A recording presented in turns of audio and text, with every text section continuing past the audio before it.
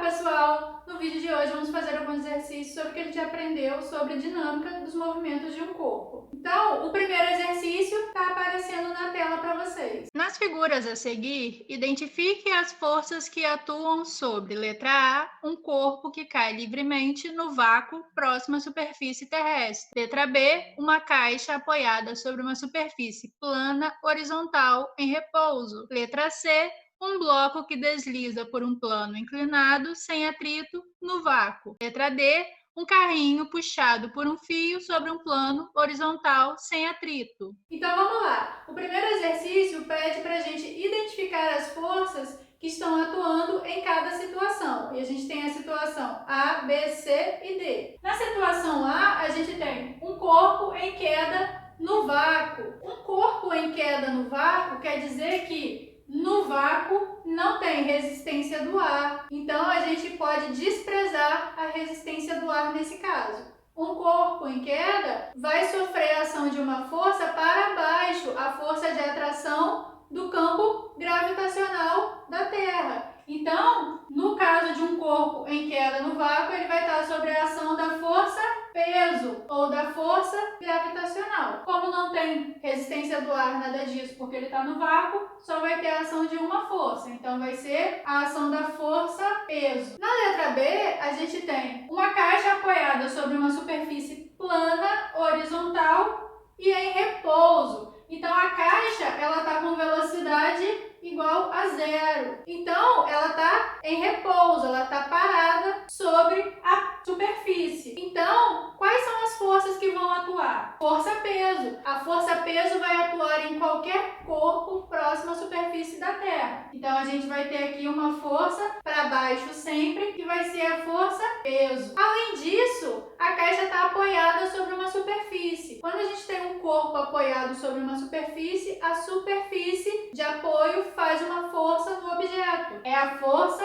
normal, que vai fazer um ângulo de 90 graus com a superfície. Então, a força normal, nesse caso, vai estar na vertical para cima. Como o corpo está em repouso, velocidade a zero, eu só tenho duas forças atuando sobre ele. Então, eu vou ter força-peso e força normal nesse caso. Letra C. Um bloco que desliza por um plano inclinado, sem atrito no vácuo. De novo, no vácuo, vamos desprezar a resistência do ar. Então, o bloco desliza no plano inclinado. Primeiro, força-peso. A força-peso vai atuar sobre qualquer corpo próximo à superfície da Terra. Então, força-peso para baixo. Tem que tomar cuidado com isso. A força-peso sempre aponta para baixo. O corpo ele está deslizando. Se ele está deslizando sem atrito, eu não vou ter força de atrito ali. Mas eu vou ter força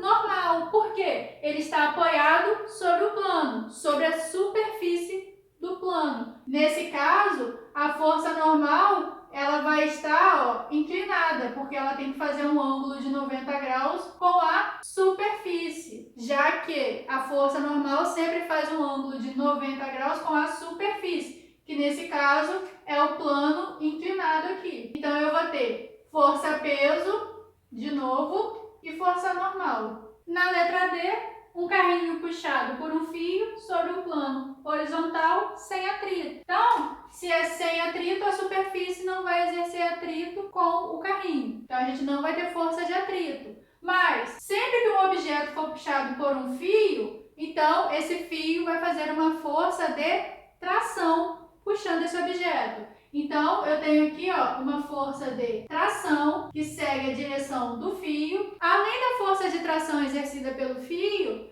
eu vou ter força-peso, porque qualquer objeto sobre a superfície da Terra ou próximo a ela tem força-peso. Então, a força-peso do carrinho vai estar para baixo. Força-peso sempre aponta para baixo. E o carrinho está sobre o chão, está sobre uma superfície. Então, o chão, a superfície, vai fazer uma força normal sobre esse carrinho. Nesse caso, a força vertical para cima. Por quê? Fazendo um ângulo de 90 graus com a superfície do chão. Então, nesse caso, vamos ter três forças atuando sobre esse carrinho. Força normal, força-peso e força de tração. Então, a gente pode ter uma duas ou várias forças atuando ao mesmo tempo sobre um corpo. Lembrando que, se nesse exemplo o carrinho fosse puxado por uma superfície com atrito, além dessas três forças, a gente teria que adicionar também a força de atrito exercida pela superfície sobre as rodas do carrinho. Agora vamos ver a questão número 2. Imagine um automóvel se deslocando em uma estrada horizontal com movimento retilíneo uniforme.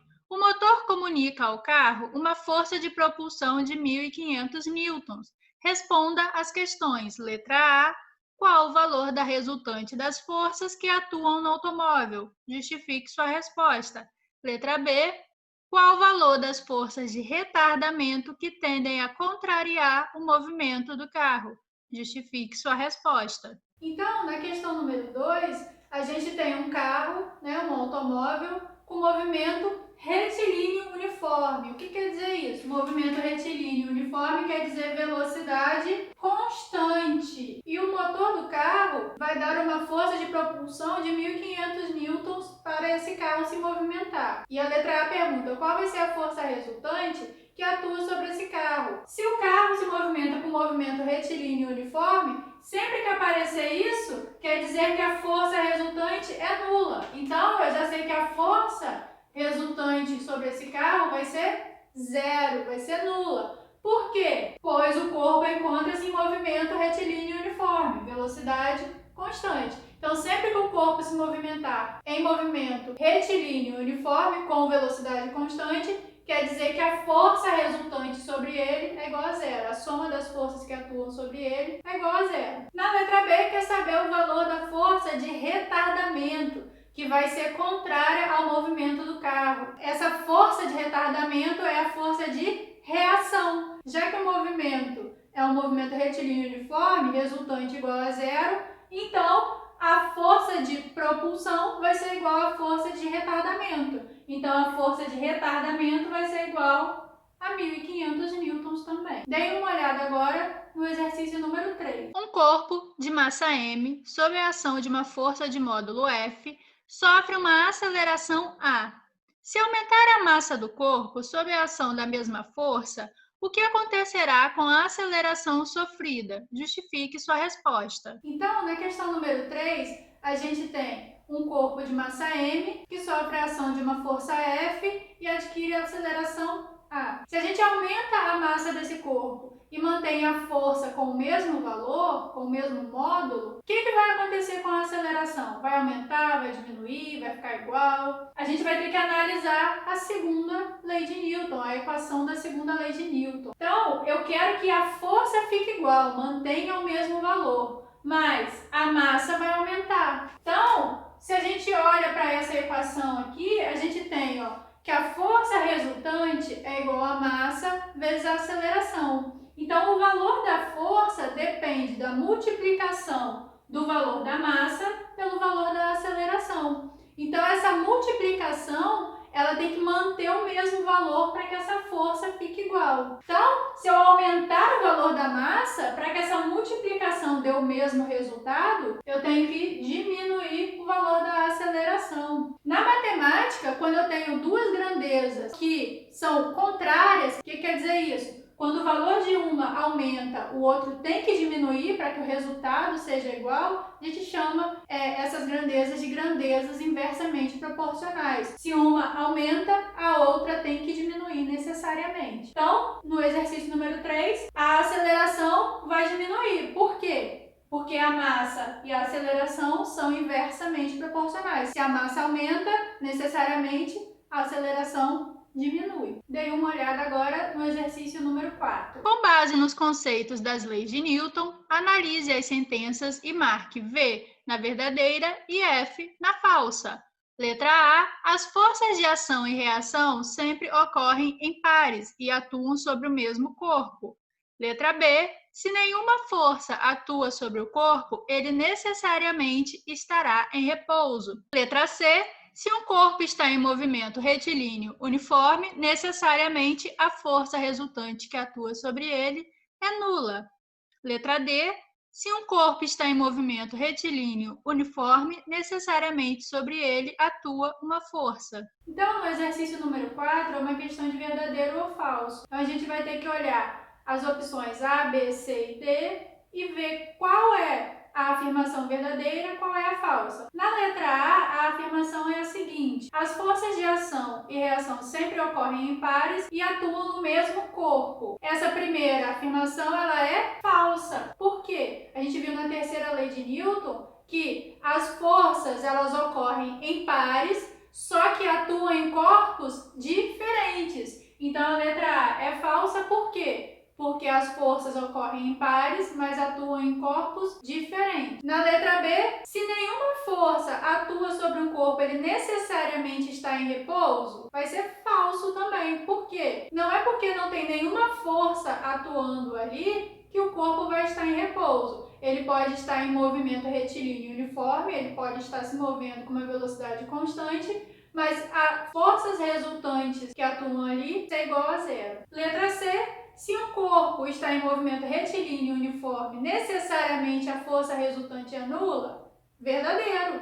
Se o movimento é retilíneo uniforme, velocidade constante. A velocidade constante, a aceleração é zero. Então, a força resultante também vai ser nula, vai ser zero. Então, a letra C é verdadeira. E letra D, se o corpo está em movimento retilíneo uniforme, necessariamente atua sobre ele uma força? Falso. Não necessariamente. O corpo pode estar em movimento retilíneo uniforme e não ter a atuação de uma força ali. Ele pode se mover com velocidade constante sem a atuação de uma força. Então, letra D é falso. Fiquem agora com a questão número 5. Tendo-se em vista a primeira lei de Newton, pode-se afirmar que, letra A, se um objeto está em repouso, não há forças atuando nele. Letra B, é uma tendência natural dos objetos buscarem permanecer em repouso. Letra C, ela se aplica tanto a objetos em movimento quanto a objetos em repouso.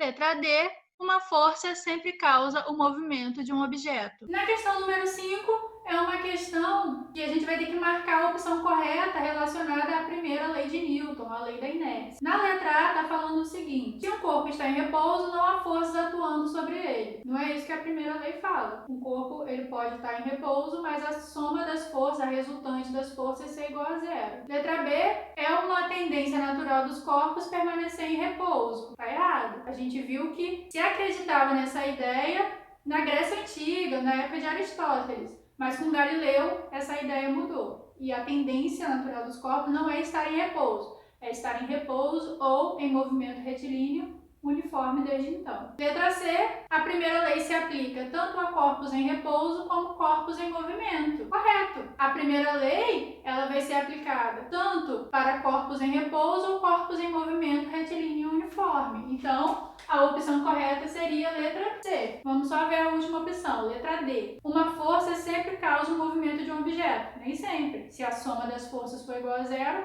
o corpo não vai entrar em movimento, a aceleração vai ser zero. Então a gente encerra aqui a nossa aula sobre exercícios de introdução à dinâmica.